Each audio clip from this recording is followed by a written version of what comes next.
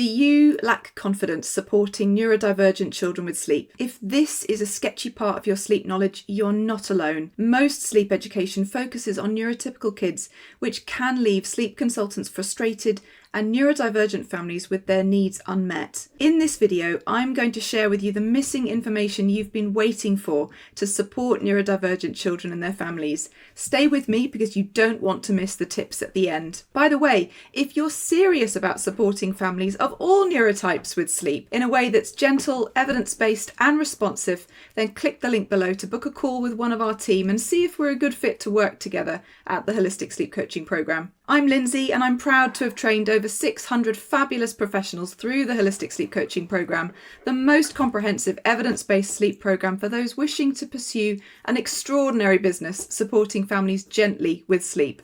And yes, the programme does, of course, have an entire module on sensory differences and neurodivergence. Now, if you've been following our channel for a while, you'll know that I love to talk about sleep biology. That means the science of sleep, the nuts and bolts of how it works, how we optimise it, and what affects our fundamental biological ability to sleep. I would argue that part of neurodivergent affirming care is identifying the aspects of sleep that might look different depending on your neurotype. So today's sleep biology deep dive will focus on why neurodivergent children, specifically autistic kids and those with ADHD, might sleep differently and what might help to optimize sleep for them. Every child is unique. Every neurodivergent child is unique. That goes without saying. So just as with any other family, you're going to need to assess sleep to find out what an individual child and family are finding tricky about sleep. But there are some specific sleep challenges that are known to be more prevalent, specifically in autistic children. To get this in perspective, up to 50% of autistic children have sleep challenges, which includes problems such as insomnia. So that's difficulty falling asleep or staying asleep if they wake in the night, decreased sleep efficiency, decreased total sleep time, increased waking after sleep onset, sleepwalking, night terrors, sleep disruption, restless leg syndrome, sleep pathologies like sleep disordered breathing, and less rapid eye movement sleep.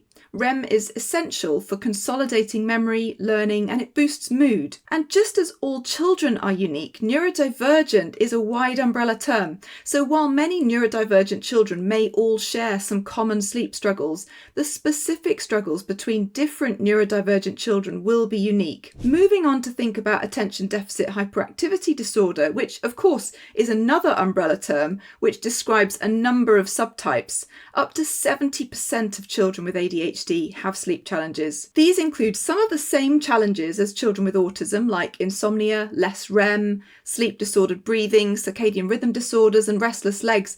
But children with ADHD are also more likely to have narcolepsy and nightmares. Being aware that children who identify as neurodivergent helps us to be more alert for signs that they might be struggling with sleep and need some specific support. So now you know what sleep challenges might come up when you see a sleep diary for a neurodivergent child. You might be wondering if there are any underlying causes for those sleep issues. While we do need more research, there are a number of known associations which may explain why some sleep challenges are more common in neurodivergent people. One probable cause is a genetic mutation to melatonin metabolic pathways. Balesta Navarro and colleagues found that autistic people have measurably less melatonin than neurotypical people, and they have decreased melatonin synthesis due to a genetic mutation that alters the melatonin pathway. Given that melatonin induces a feeling of sleepiness and also regulates the circadian clock, this may explain many of the sleep challenges experienced by families. Several studies have reported co-occurring gastrointestinal issues such as allergies,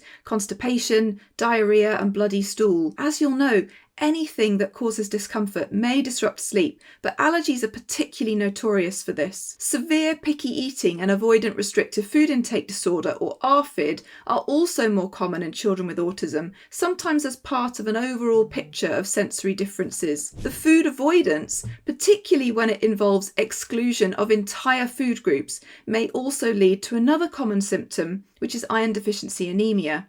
But other nutrient deficiencies that are all related to sleep that may be more likely with a very restricted diet include vitamin D, vitamin C, and magnesium. Light sensitivity is another potential cause of sleep problems. Neurodivergent children often experience sensory overwhelm, and the combination of an overstimulating environment with bright light may provoke a strong or painful response to light, causing some people to avoid exposure to daylight, which leads to less serotonin production, altering mood, digestion, and melatonin synthesis. The circadian disruption this may cause can also be exacerbated by excessive screen use, but this is complex, as screens can also be regulating, so we'll come back to this. Sleep-disordered breathing is much more common in children with neurodivergence. Common symptoms include snoring, hypertrophic tonsils, occasional sleep apnea, as well as obstructive sleep apnea. Stress, anxiety, and intolerance of uncertainty have also been found to be much more prevalent in autistic people. Intolerance of uncertainty is a trait that's found in all people to some extent,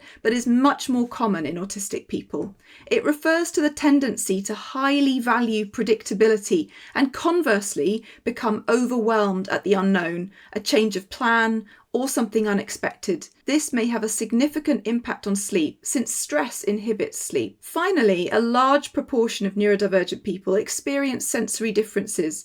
These sensory differences may be positive or negative for a child. For example, they may experience profound sensory joy or excitement from a pleasant smell, sight, sensation, taste, or sound, or they may feel overwhelmed and stressed by a sensory trigger. All of us experience dysregulation. This is your nervous system dialing itself up to deal with something that could require our focus or attention, but also something that could be a threat. For neurodivergent children, different or additional sensory experiences, triggers, or environments could be perceived as a threat to their nervous system, and they may become more dysregulated more often. Dysregulation affects everyone's ability to fall asleep because sleep occurs in the parasympathetic state.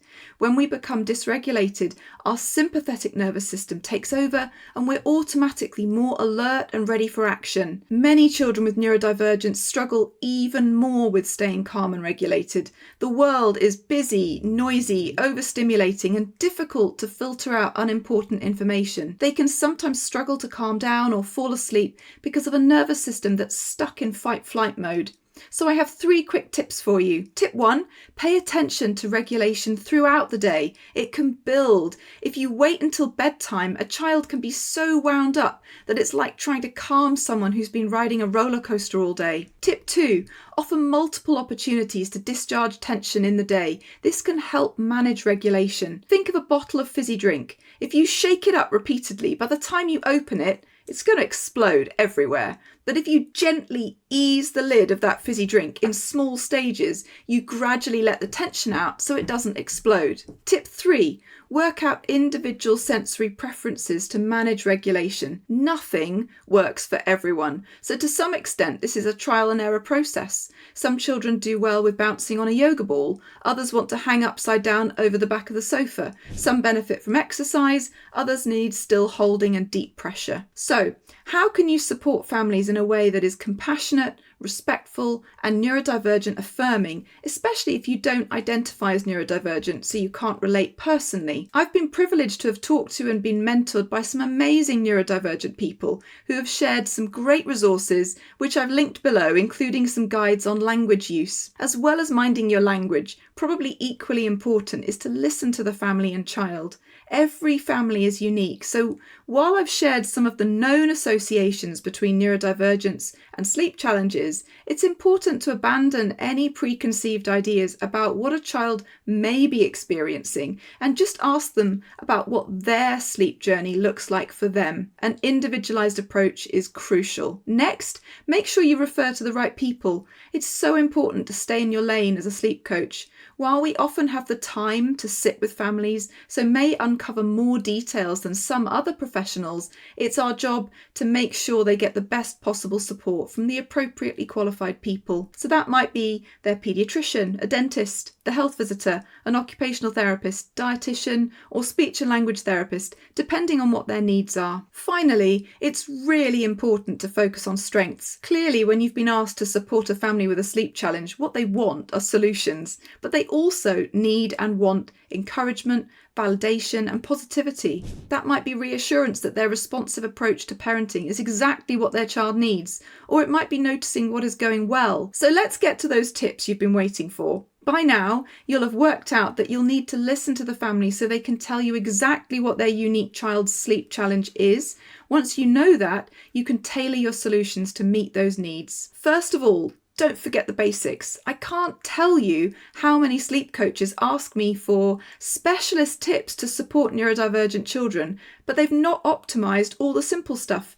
Children who are neurodivergent still need us to consider sleep hygiene, nutrition, age-appropriate boundaries, and outside time. We still need to screen for red flags and underlying issues. You also know that some of those red flags may be more common in neurodivergent children, such as sleep disordered breathing and allergies, so don't skip this step. Part of this may include noticing whether certain foods trigger a reaction in children. You'll need to check whether the family has a paediatric occupational therapist involved. If they do, they may have already completed a sensory profile with this child and know their sensory triggers and joys.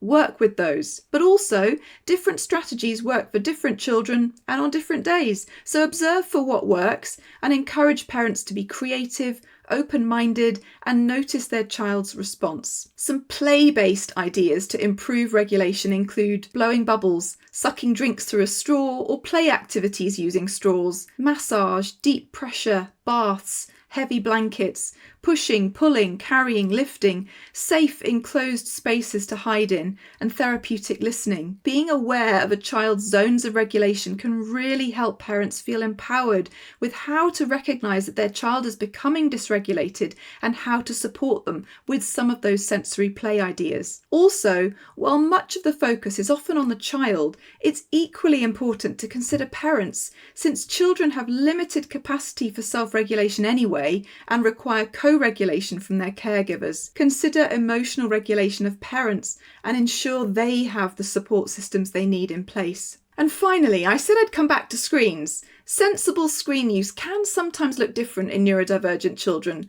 Screens often get a lot of bad press as exposure to too much blue light can inhibit melatonin production and lead to a sedentary lifestyle, neither of which are conducive for optimal sleep. On the other hand, many children find screens calming and regulating, so we need to consider sensible use of screens, thinking about optimal timing of their use and weigh the balance between using them as a helpful regulating tool versus one that may prevent other more helpful opportunities to become regulated. So today I've covered some of the known sleep challenges experienced by neurodivergent children, some of the underlying causes of those challenges, how to be a neurodivergent affirming and respectful sleep coach, and what tools may support sleep. If you're interested in supporting all families, including neurodivergent families, by blending science and evidence-based with genuinely gentle and practical sleep solutions, then we would love to hear from you.